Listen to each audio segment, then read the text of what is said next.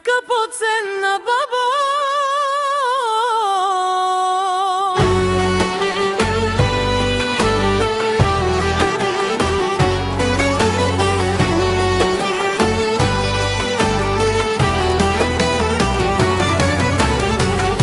Честит рожден ден, моя скъпоценна бабо.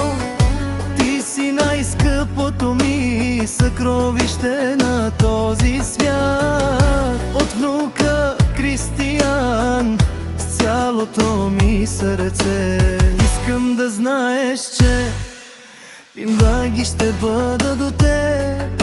Добро и лошо аз няма да те оставя.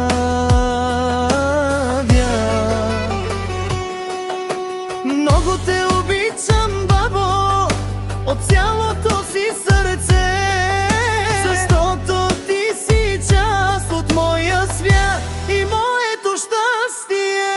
Ти си ми като моя втора майка, винаги си ме обичала и пазила. За всяка твоя прегръдка ти благодаря, за всяка дума, с която си ме утешавала.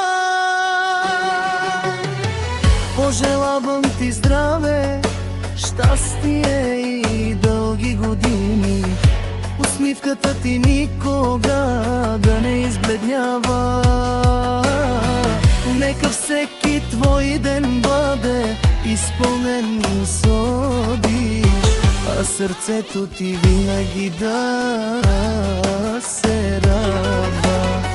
Обичам те безкрайно, моя мила бабо, и помни твоят внук Кристиян винаги ще бъде